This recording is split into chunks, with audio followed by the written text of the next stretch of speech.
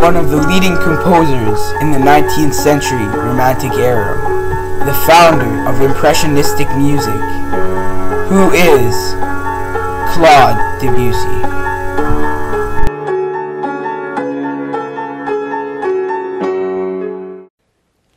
Claude Debussy was an Impressionistic composer.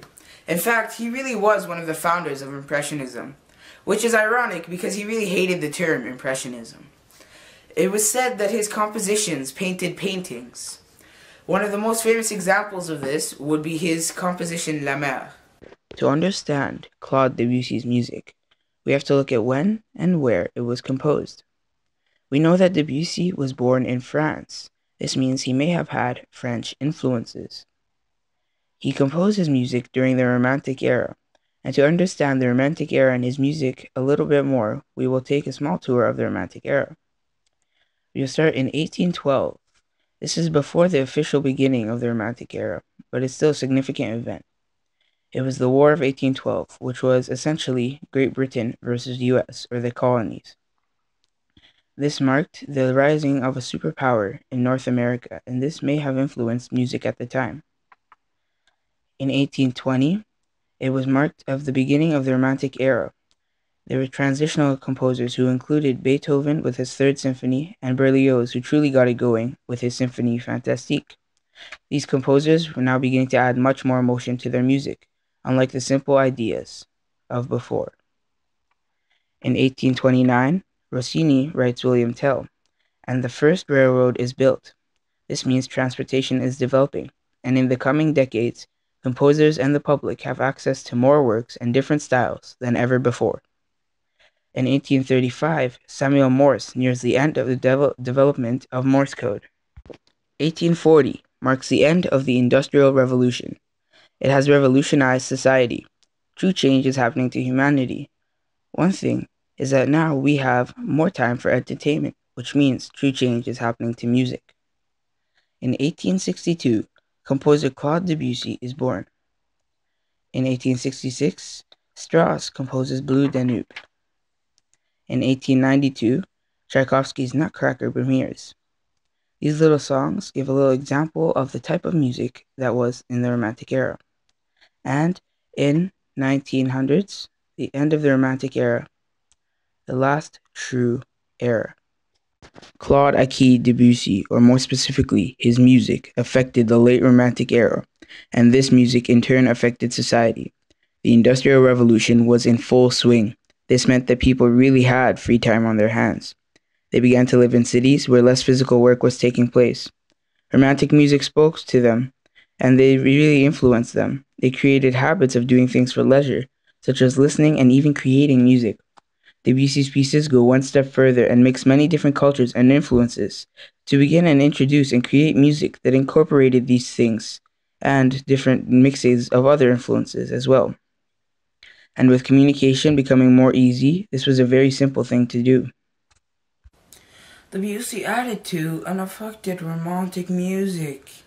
This led to more people listening for entertainment and leisure, partly because they liked his music, partly because they now had more free time due to cities and the Industrial Revolution.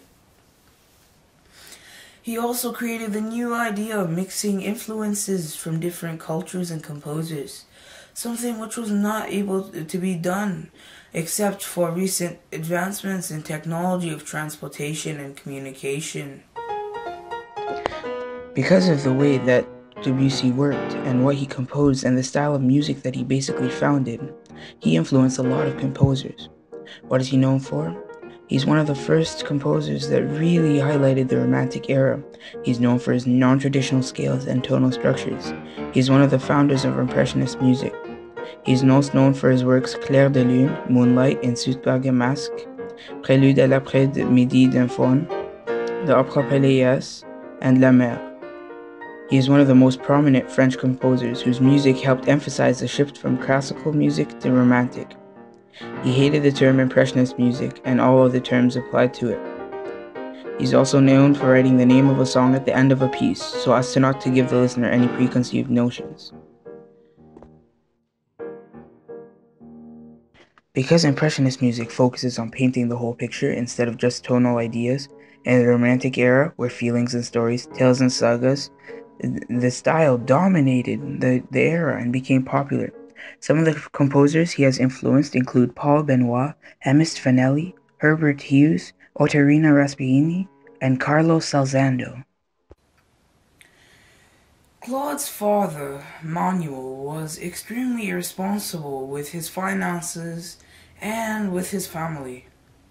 He came from an extremely poor household. This could have been due to his father's poor actions. He was the first of 5 siblings. His mother was not much better at all. Because of this, they were often shipped off and packed in their aunt's house. Aunt also happened to be their grandmother. Her name was Clementine. It was in Caen, France, where Debussy's aunt, who was also his godmother, provided a loving home.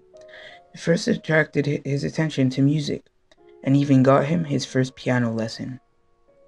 In 1871, Claude's father got in some trouble with the law and was imprisoned. In this year, he also met Charles Sivry, whose mother, Madame Antoinette Flore Motte, convinced Manuel of his son's talent on the keyboard. She was a cultural woman, very well educated, and she decided that Claude was to be trained in a concert career. Claude's deadbeat father was just thinking of the easy money if his son became a great big piano player, so he obviously agreed to his training. Madame then took him in and began training him. He was like a grandson to her, and in 1872 he entered the conservatory. In the conservatoire, his teacher, and the one who frankly got him in, was Miss Madame Antoinette. In 1975, his skills began to show, and at a concert he was described as a young Mozart with a devilish temperament. In 1977, he won his final award. He began to move away from piano studies. He said it was not for him.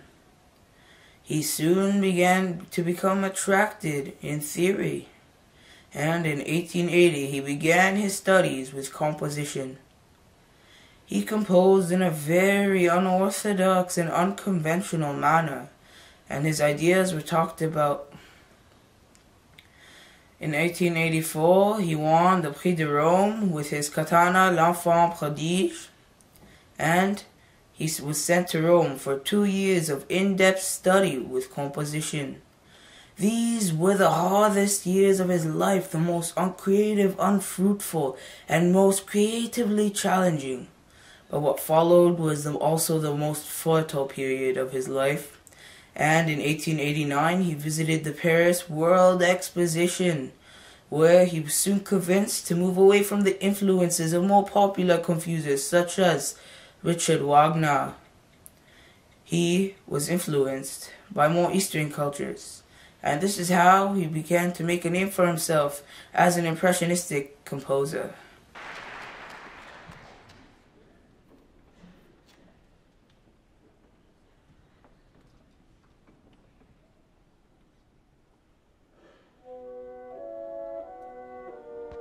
From rags to riches, Debussy became a famous composer and even founded a style of music. Sadly, everybody dies, and Debussy died of rectal cancer at his Paris home on the 25th of March, 1918, at the age of 55. At least he underwent one of the earliest colostomy operations ever performed. He died in the midst of a German bombardment during the German spring offensive of World War I. The funeral procession made its way through deserted streets to Père Lachaise Cemetery as the German guns bombarded the city. Everybody dies. And Debussy is no different, but his legacy lives on.